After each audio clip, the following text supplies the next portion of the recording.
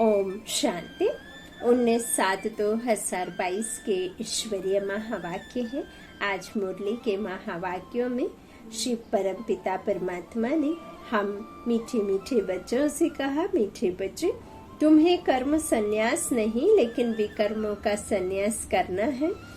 कोई भी विकर्म अर्थात पाप कर्म नहीं करने हैं।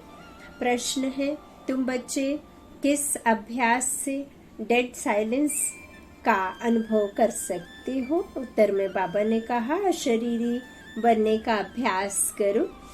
एक बाप के सिवाय दूसरा कोई भी याद ना आए, शरीर से जैसे मरे हुए हैं।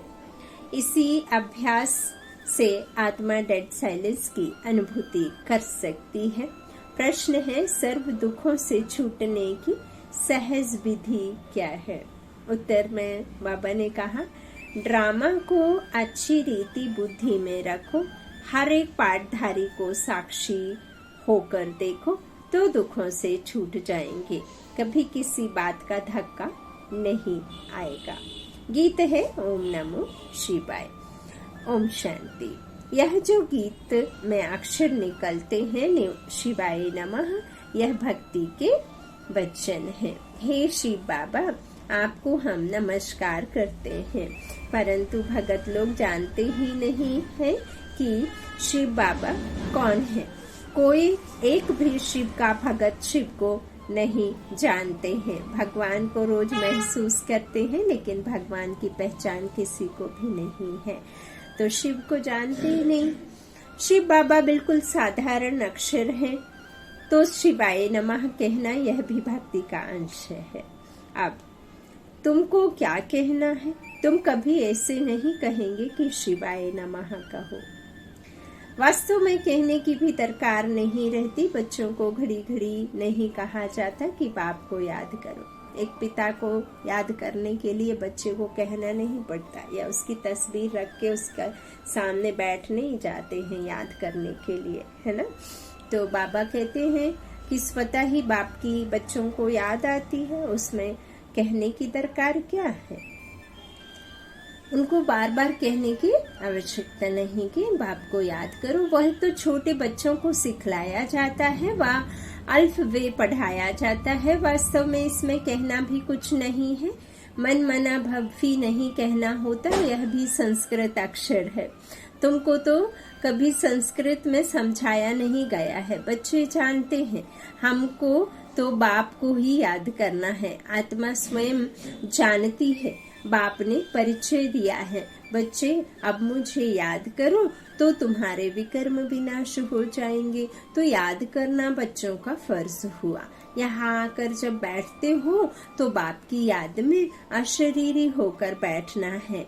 ज्ञान भी बुद्धि में बैठता है। हम आत्मा बाप को याद करते हैं। यह शरीर तो ऑर्गन्स हैं, इनकी क्या वैल्यू है? जब तक आत्मा है तब तक इनकी वैल्यू है। जैसे ही आत्मा ने शरीर छोड़ा तो शरीर की वैल्यू नील हो जाती है, खत्म हो जाती है, विनाश कर दिया जाता है। तो बाबा कहते हैं बाजा कितना भी फर्स्ट क्लास हो, अगर मनुष्य बजाता ठीक नहीं है तो बाजा किस काम का? ऐसे ही मुख्य आत्मा है। आत्मा जानती है हमें यह ऑर्गन्स मिले हैं कर्म करने के लिए। हम कर्म योगी हैं, कर्म सन्यासी हो नहीं सकते, वह तो कायदे के विरुद्ध है। विकर्मों का सन्यास किया जाता है कि हमसे कोई विकर्म ना हो, पाप नहीं हो। सबसे बड़ा विकार है काम का। सन्यास धर्म वाले जास्ती विकार को पाप अथवा दुश्मन मानते हैं।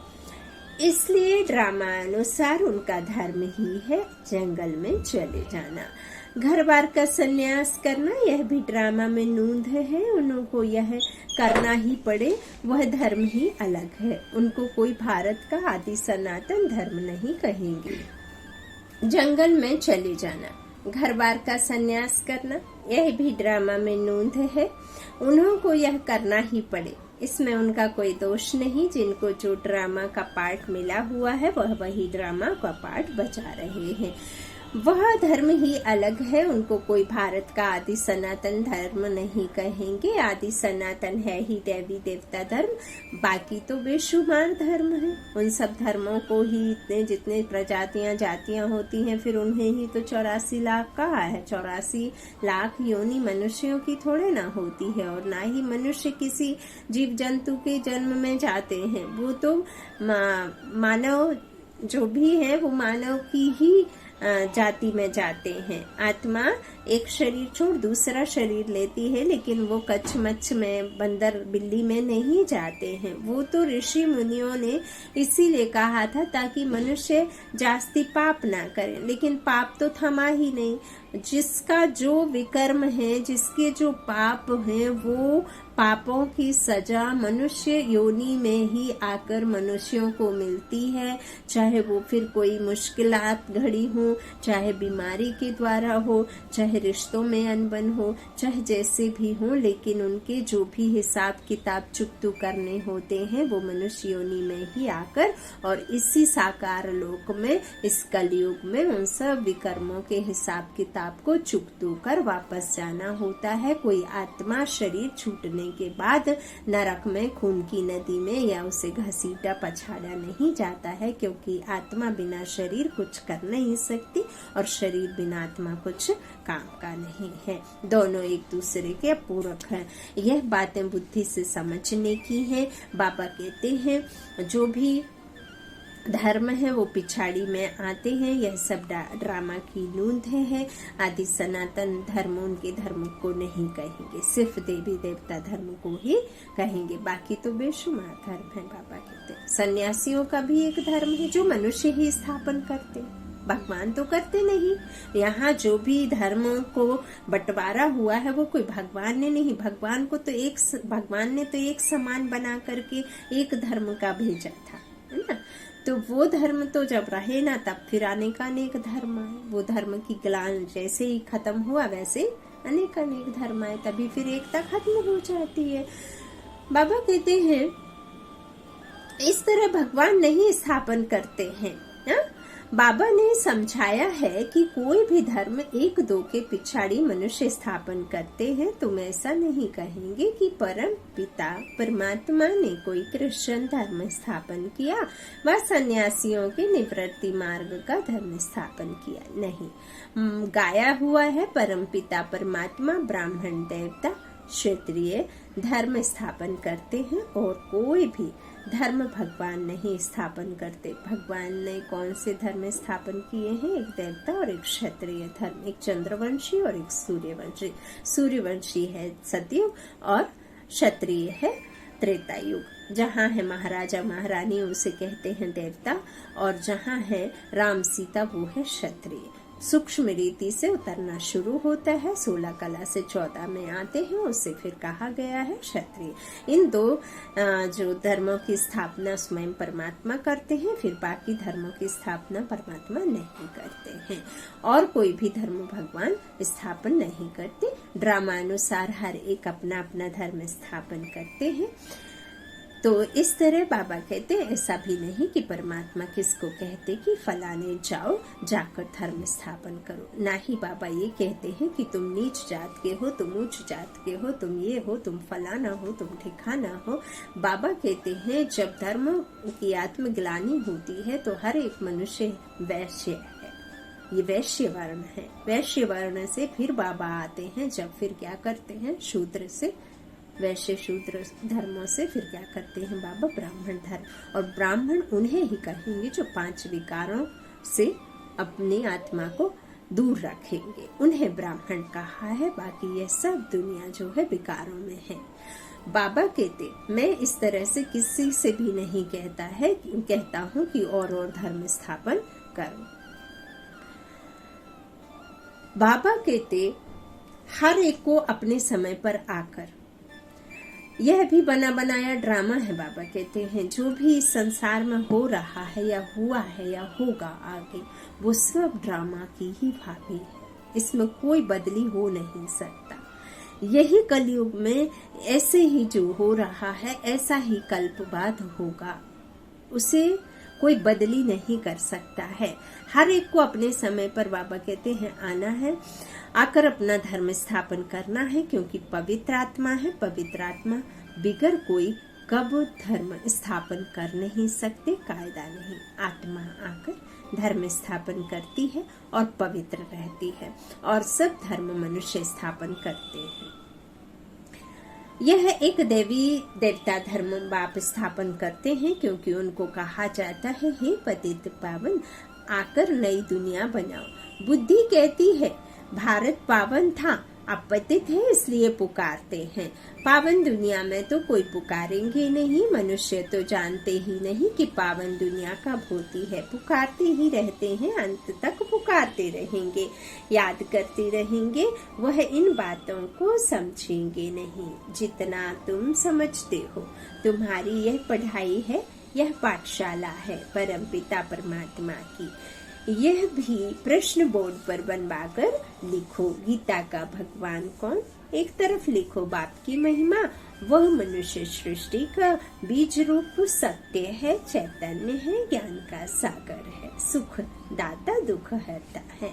तुम कृष्ण को पवित्रता का सागर नहीं कह सकते हो, क्योंकि वह जन्म मरण में आते हैं। श्री कृष्ण की भी महिमा लिखनी है, सर्वगुण संपन्न, 16 कला निपुण है ना। तो इन बातों को मनुष्य तो एकदम भूले हुए हैं, रावण ने भुला दिया है। गीता का भगवान ही सृष्टि का रचयिता है, उनको भूल गए हैं। पहले नंबर की एकस भूल यह है, गीता का भगवान सिद्ध हो जाए तो सर्वव्यापी की बात निकल जाए। अब बाबा कहते हैं, जो मुझे सर्वव्यापी कहा है वही सबसे बड़ी भूल है, और गीते के भगवान जो कृष्ण को कह दिया है वही सबसे बड़ी भूल है। बाप कहते हैं कि मैं पतित पावन हूँ, मैं सर्वव्यापी कैसे हो सकता। एक एक से कितनी मेहनत करनी पड़ती है। बच्चों को समझाया गया है कि यह जो यहाँ जो भी जब यहाँ बैठते हो तो सिवाय एक बाप के और कोई की याद नहीं आनी चाहिए, और कोई को याद नहीं करो। परंतु जिनकी प्रैक्टिस नहीं है, सारा दिन सर्विस में रहते हैं, वह निरंतर शिव बाबा को याद करें। यह बड़ा मुश्किल है। याद न करने से वह डेड साइलेंस हो नहीं सकते। तुम अशरीरी बन जाते हो, गोया शरीर से मर जाते हो। मरता शरीर है, आत्मा थोड़ी ही मरती है। बाप समझाते हैं, आत्मा कहती है मैं शरीर छोड़ता हूँ, मैं मरता हूँ। यह अक्षर कहना रॉन्ग है। आत्मा ने शरीर छोड़ा, यह राइट अक्षर है। कहते हैं ना देहांत, देहांत अर्थात देह का अंत हुआ। तो बाबा कहते हैं यह राइट अक्षर है कि आत्मा ने शरीर छोड़ा। यह समझ की बात है। आत्मा एक शरीर छोड़ दूसरा पार्ट ले बजाती है। पाटधारी तो सब है ना, आत्मा पाठ बजाती रहती है। अभी तुम बच्चों को यह ज्ञान मिलता है ड्रामा प्लान अनुसार, उनको दूसरा शरीर ले फिर पाठ बजाना है। इसमें दुख हम क्यों करें? इस ड्रामा में हम एक्टर हैं, यह बात भूल जाती है। ड्रामा को जान जाए तो दुख कभी हो नहीं सकता। तुम ड्रामा के आदि मध्यांत को जानकर कहते हो फलानी आत्मा ने शरीर छोड़ा, जाकर दूसरा शरीर लिया। हर एक अपना पाठ बजा रहे हैं। भल तुमको ज्ञान मिला है तो भी जब तक परिपक्व अवस्था हो तब तक कुछ धक्का आ जाता है। रावण राज्य में जड़जड़ी भूत हुए हैं ना, और जड़जड़ी भूत क्यों हुए हैं? क्योंकि जो हमारा नहीं है उसे ही हमने अपना समझ करके क्या किया है, उसे अपना माना जो झूठ है, और जो झूठ नहीं है जो सत्य है उसे हमने विस्मृत कर दिया। अब जब परमात्मा आए हैं स्मृति दिलाने, चैतन्य आत्मा है ना, उसका नॉलेज देने, तो इस तरह रावण राज्य में जड़जड़ी भूत हुए हैं ना, तो झट धक्का आ जाता है। सतयुग में कभी धक्का नहीं आता, वहां तो बैठे बैठे शरीर छोड़ देते हैं। यहाँ तो अब शरीर को ही सब मान बैठे हैं सब कुछ, तो अब नया शरीर जाकर लेना है। ऐसा सतयुग में बैठे बैठे शरीर छोड़ देते। सर्प का मिसाल, यहाँ तो ढेर रोने लग पड़ते हैं, कहाँ कहाँ से आकर सायापा करते हैं। सतयुग में यह बातें नहीं होती हैं। तुम संगम युग पर ही रावण राज्य की रस्म रिवाज को जानते हो। संगम युग पर ही आकर के बाबा हमें सुख दुख, सतयुग, त्रेता, द्वापर, कलयुग, तीनों कालों का, 84 के चक्र का, आदि मध्य अंत का ड्रामा और कैसे कैसे क्या क्या चलता है, क्या रीति रस्म रिवाज है, वह सब सिर्फ और सिर्फ संगम पर ही तुम जानते हो, है ना। तो रावण राज्य की भी रस्म रिवाज बाबा कहते हैं तुम इस संगम पर ही समझ पाते हो। राम राज्य में तुम रावण राज्य को नहीं जानते हो।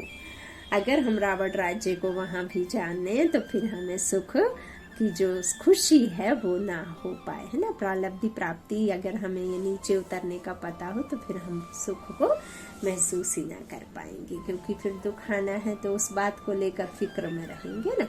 तो बाबा कहते हैं इस रावण राज्य को सतयुग में राम राज्य में हम नहीं जानते हैं। रावण राज्य में तुम राम राज्य को नहीं जानते हो।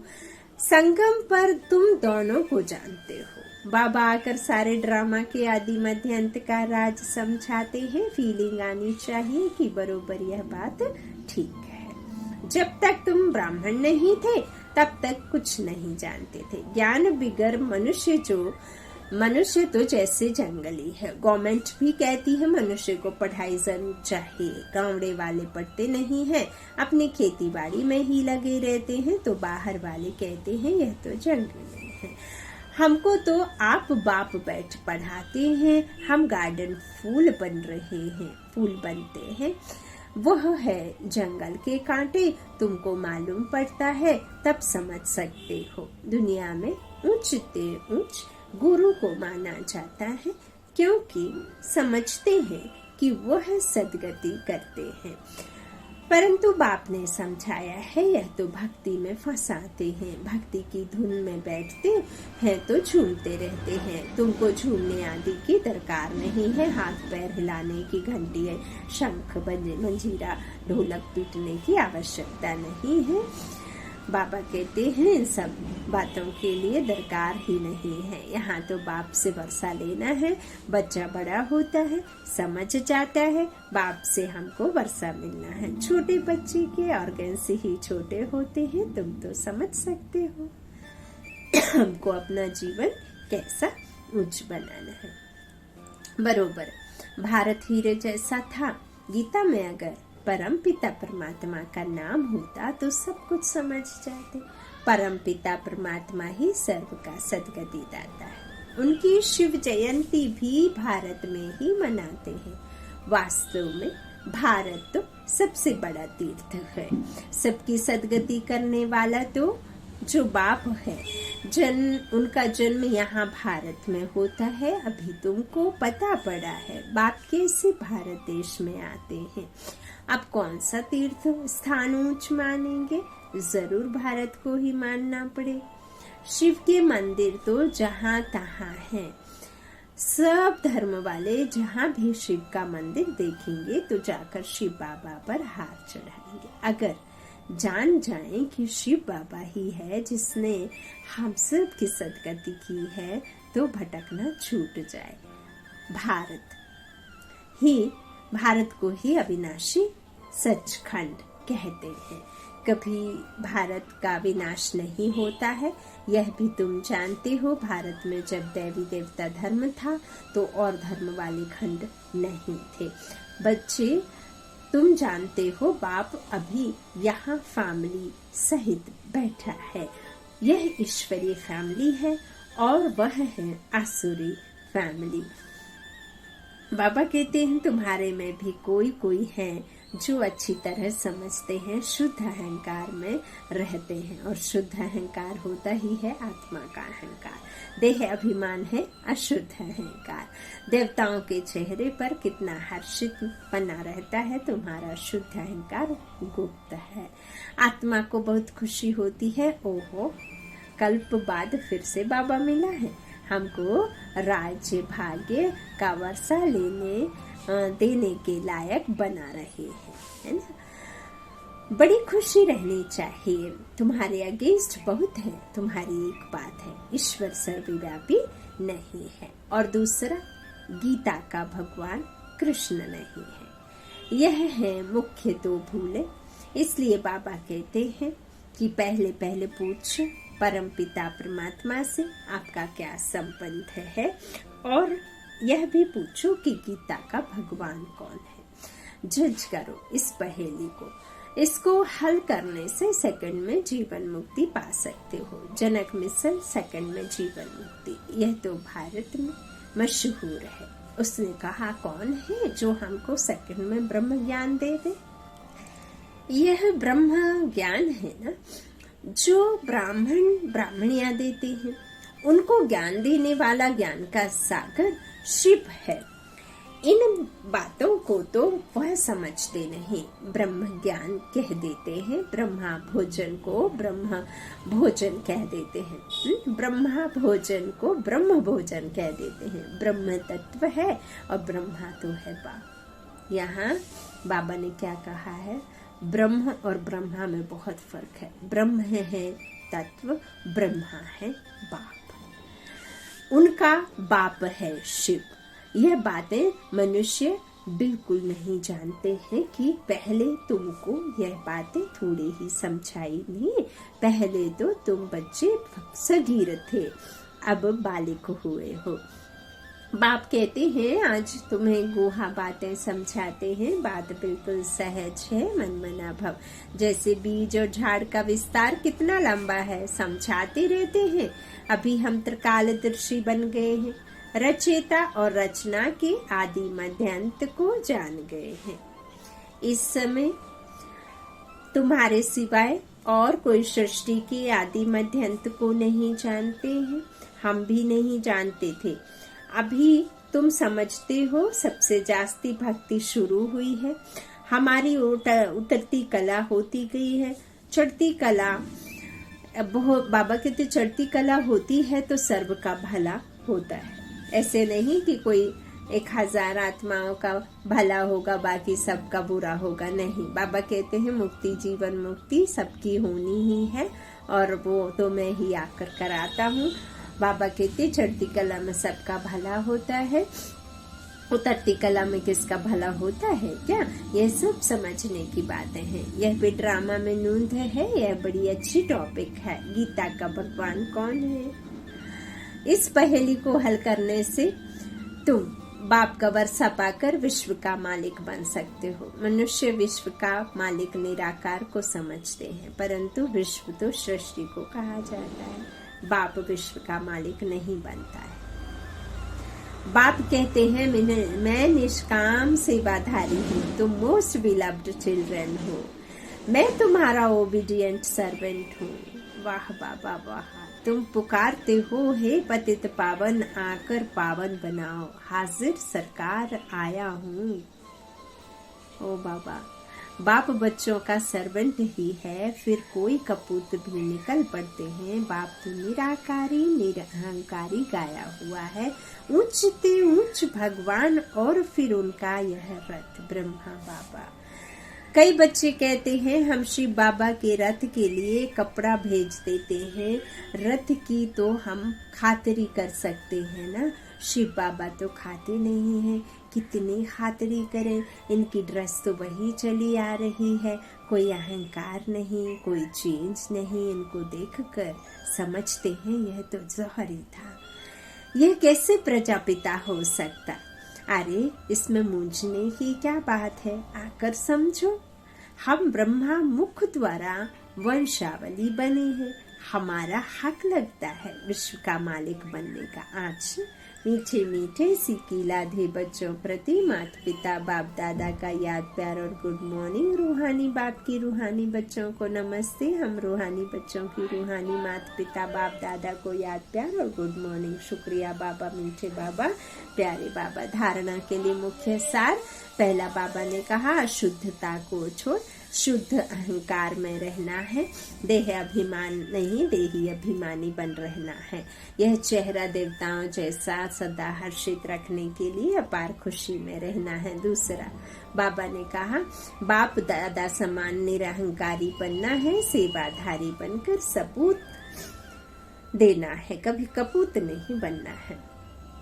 आज का वरदान है, एक बाप दूसरा न कोई। स्थिति द्वारा सदा एक रस और लवलीन रहने वाले सहज योगी भव। एक बाप दूसरा ना कोई। जो बच्चे ऐसी स्थिति में सदा रहते हैं उनकी बुद्धि सार स्वरूप में सहज स्थित हो जाती है। जहाँ एक बाप है वहाँ स्थिति एक रस और लवलीन है। अगर एक बाप के बजाय कोई दूसरा तीसरा आया तो खिटखिट होगी। इसलिए अनेक विस्तारों को छोड़ सार स्वरूप का अनुभव करो। एक की याद में एक रस रहो तो सहज योगी बन जाएंगे। स्लोगन है, दिल में सदा यही अनहद गीत बजता रहे कि मैं बाप की बाप मेरा। दिल में सदा यही अनहद गीत बजता रहे कि मैं बाप के बाप मेरा, मैं बाप की बाप मेरा। अच्छा, ओम शांति। शुक्रिया बाप दादा, शुक्रिया आप सभी भाई बहनों के स्नेह का। अच्छा, गुड नाइट बाप दादा।